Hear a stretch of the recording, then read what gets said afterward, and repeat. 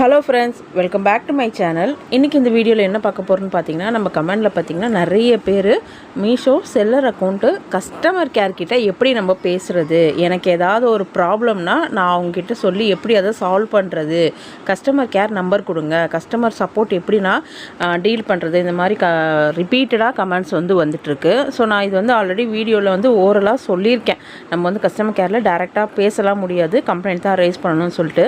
So அதனால் complaint எங்களுக்கு race பண்ண தெரியல, அதில் நிறைய ஆப்ஷன்ஸ் மாறி இருக்குது, அதை எப்படி பண்ணணும்னு ஒரு வீடியோவாக கொடுத்திங்கன்னா கொஞ்சம் கிளியராக இருக்கும் அப்படின்னு சொல்லியிருந்தாங்க. சரி, ஓகே, நானும் அதை ட்ரை பண்ணிட்டது. ஸோ இப்போ எனக்கு கம்ப்ளைண்ட் ரேஸ் பண்ண வேண்டிய ஒரு ஆப்ஷன் வந்திருக்கு.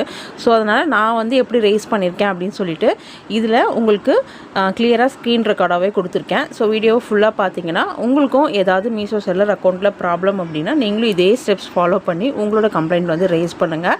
இதில் நம்ம டேரெக்டாக அவங்கக்கிட்ட பேசுகிறதுக்கு நீங்கள் மெசேஜ் மாதிரி டைப் பண்ணி அனுப்பலாம். அதில் ரெட்டிஃபை பண்ணிவிடுவாங்க மேக்ஸிமம். அப்படி முடியல அப்படின்னா அவங்க நம்மளுக்கு கால் பண்ணுவாங்க. நம்மளால் அவங்களுக்கு கால் பண்ண முடியாது.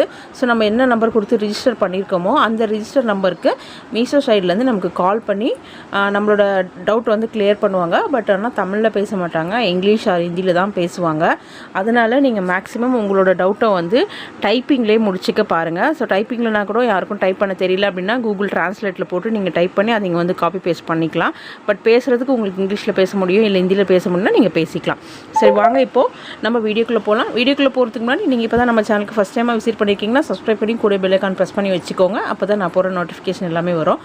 இப்போ நான் செல்லர் அக்கௌண்ட் ஓப்பன் பண்ணிவிட்டு அதில் கீழே ரிட்டர்ன் ஆப்ஷனில் போனால் ஸோ இந்த ப்ராடக்ட் தான் இது எனக்கு ரிட்டர்ன் வரல, அதாவது ரிட்டர்ன்லேயே இருக்குது, அவுட் ஃபார் டெலிவரி வந்துருச்சு, பட் இருந்தாலும் எனக்கு ரிட்டர்ன் வரல. ஸோ இதை நான் கம்ப்ளைண்ட்டாக ரேஸ் பண்ண போகிறேன். ரொம்ப நாளாக இந்த ஸ்டேட்டஸ்லேயே இருக்குது, அடுத்து என்ன மாறல அப்படின்றதுக்காக. இதுக்கு நம்மளுக்கு ரெண்டு விஷயம் தேவை. இந்த ஏடபிள்யூபி நம்பரும் அதுக்கப்புறம் சப் ஆர்டர் ஐடி கம்ப்ளைண்ட் பண்ணுறதுக்கு இந்த ரெண்டு நம்பரும் நம்மளுக்கு தேவை. ஸோ இந்த ரெண்டு நம்பர் ஃபஸ்ட்டு நீங்கள் நோட் பண்ணி வச்சுக்கோங்க. நோட் பண்ணி வச்சுட்டு அதுக்கப்புறமா இதை ஒரு ஸ்க்ரீன்ஷாட் எடுத்துக்கோங்க. சில கம்ப்ளைண்ட்டுக்கு ஸ்க்ரீன்ஷாட் அப்லோட் பண்ண சொல்லுவாங்க, சில கம்ப்ளைண்ட்டுக்கு ஸ்க்ரீன்ஷாட் தேவைப்படாது. ஸோ இப்போ நம்ம மெனு ஆப்ஷனில் சப்போர்ட்டுன்னு இருக்கு இல்லையா, ஸோ அதுக்கு போயிடலாம். அதில் போயிட்டு ஒவ்வொரு ரிட்டனுக்கும் ஒவ்வொரு கேட்டகரி செலக்ட் பண்ணணும். எனக்கு இப்போ ஆர்டிஓ, அதாவது கொரியர் ரிட்டர்ன் தானே, ஸோ அதனால் நான் அந்த ஃபஸ்ட்டு கேட்டகரியை செலக்ட் பண்ணிக்கிறேன். அதுக்குள்ளே போனால் அதுலேயும் நிறைய சப் ஆர்டர்ஸ் இருக்கும். அவங்கவுங்க ப்ராப்ளத்துக்கு ஏற்ற மாதிரி நம்ம ஆப்ஷன்ஸை மாற்றி தான் செலக்ட் பண்ணோம். ஏன்னா எல்லாருக்கும் ஒரே வேறு ப்ராப்ளமாக இருக்காது. ஸோ நான் என்னோடய பார்சல் வரல, அதை நான் அந்த ஆப்ஷனை சூஸ் பண்ணிக்கிறேன்.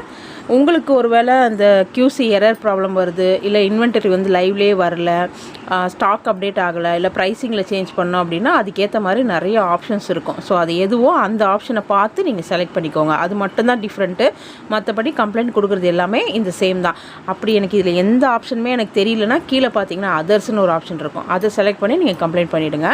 அதனாலலாம் எந்த ப்ராப்ளமும் வராது. நம்ம கம்ப்ளைண்ட் உள்ளே போய் என்ன கொடுத்துருக்கோம் அப்படின்றது தான் அவங்க பார்ப்பாங்களே தவிர ஆப்ஷன் நம்ம தப்பாக சூஸ் பண்ணிட்டோம் அப்படின்ட்டுலாம் ஒன்றும் ப்ராப்ளம்லாம் வராது. அதனால் பயப்படாமல் நீங்கள் எதுவுமே எனக்கு தெரியல அப்படின்னா கீழே லாஸ்ட்டில் அதர்ஸ்னு ஒரு ஆப்ஷன் இருக்கும், அதை சூஸ் பண்ணிவிடுங்க. ஸோ இப்போ நான் என்னோடய ரிட்டர்ன் எக்ஸ்சேஞ்சு ஆப்ஷனை சூஸ் பண்ணிக்கிறேன்.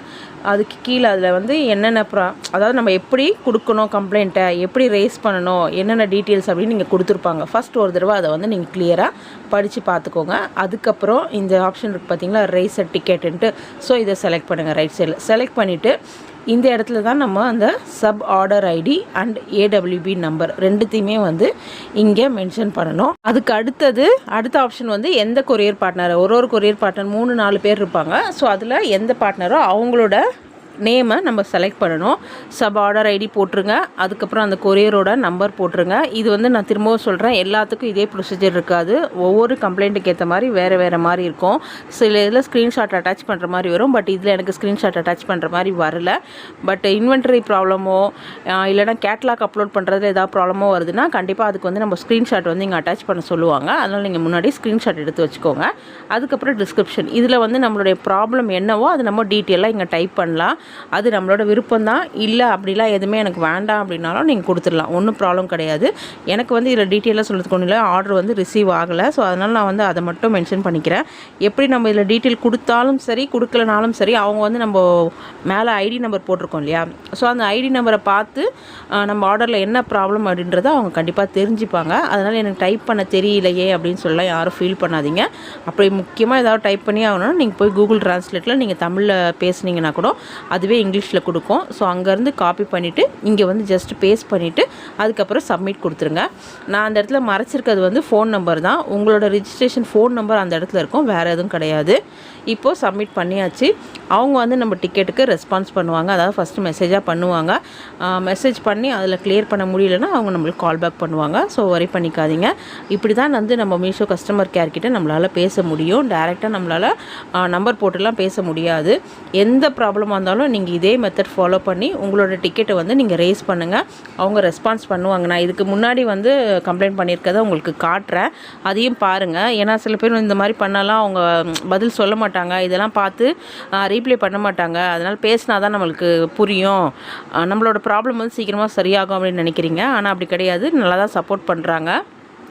நான் இப்போ இதுக்கு முன்னாடி கம்ப்ளைண்ட் கொடுத்ததையும் நான் ஓப்பன் பண்ணி காட்டுறேன், நீங்கள் அதையும் பாருங்கள். அதே மாதிரி உங்களோட கேட்லாக், அதாவது என்ன ப்ராப்ளமோ அதை மட்டும் நீங்கள் வந்து கரெக்டாக கேட்டகரி செலக்ட் பண்ணி கம்ப்ளைண்ட் பண்ணுங்கள். அது ஒன்று தான் நம்ம இதில் பார்க்க வேண்டிய விஷயம்.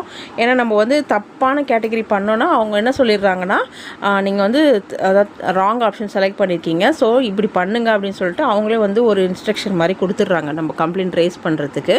ஸோ அதனால் அந்த கேட்டகரி மட்டும் உங்களுக்கு எதாவது ப்ராடக்ட் சம்மந்தப்பட்டதா, இல்லை ரிட்டர்ன் சம்மந்தப்பட்டதா, இல்லை ப்ரைஸிங் சம்மந்தப்பட்டதா, இல்லை பேமெண்ட் எதுவும் வரல, பேங்க் டீட்டெயில்ஸ் சம்மந்தப்பட்டதா, அந்த மாதிரி எதுவோ அதை நீங்கள் பார்த்து செலக்ட் பண்ணிக்கோங்க. ஸோ இப்போ நான் ஆல்ரெடி கொடுத்த கம்ப்ளைண்ட் வந்து ஓப்பன் பண்ணி காட்டுறேன். வியூ இந்த க்ளோஸ்டுன்னு இருக்குது பார்த்தீங்களா, ஸோ இதை நான் ஓப்பன் பண்ணி காட்டுறேன். இதை பார்த்தீங்கன்னா தெரியும், அவங்க வந்து கரெக்டாக நான் சொன்னதுக்கு ஏற்ற மாதிரி எனக்கு எல்லாத்துக்குமே ஆன்சர் பண்ணி அதுக்கப்புறம் அது வந்து க்ளோஸ் பண்ணியிருப்பாங்க. இங்கே இருக்குது பாருங்கள், ஸ்க்ரீன்ஷாட் அப்லோட் பண்ணணும், அட்டாச் ஃபைல்னு கொடுத்துருக்காங்க இல்லையா, இந்த இடத்துல வந்து நம்ம ஸ்க்ரீன்ஷாட் அட்டாச் பண்ணுற மாதிரி வரும். இது வந்து இப்போது கொடுத்த கம்ப்ளைண்ட் தான். இது நான் தப்பாக ஓப்பன் பண்ணிட்டேன். ஸோ இதில் டீட்டெயில்ஸ் இருக்குனால நான் பிளர் பண்ணி வச்சுருக்கேன், ஃபோன் நம்பர்ஸ் எல்லாமே இருக்குனால.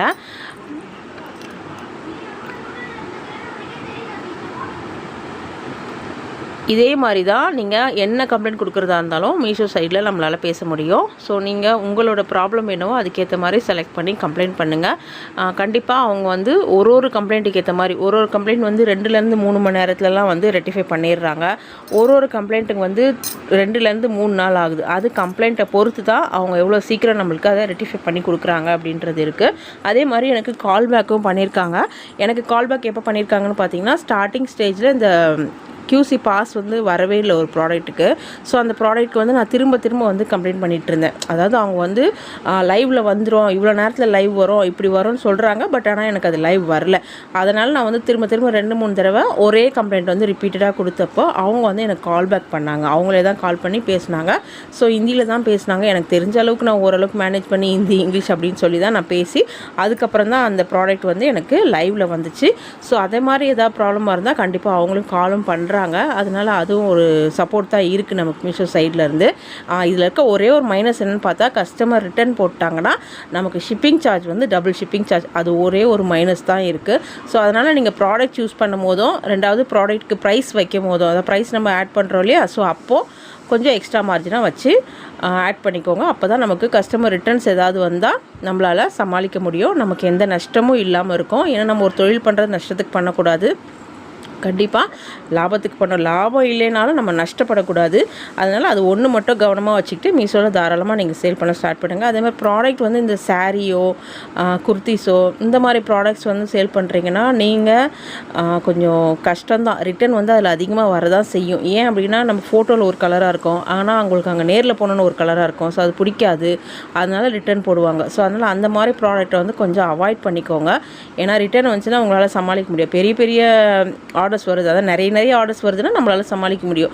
பட் ஆனால் கொஞ்சம் ஆர்டர்ஸ் தான் வருது அப்படின்னா நம்மளால் அது சமாளிக்க முடியாது. அதனால் அந்த மாதிரி ப்ராடக்ட்டை சூஸ் பண்ணாமல் கொஞ்சம் யூனிக்கான ப்ராடக்ட், அதிகமாக ரிட்டன் வராத ப்ராடக்டாக நீங்கள் சூஸ் பண்ணி சேல் பண்ணுங்கள். ஸோ அப்படி பண்ணிங்கன்னா உங்களுக்கு அதிகமான நஷ்டம் வராது. இது என்னோட ஒரு சின்ன ஐடியா தான்.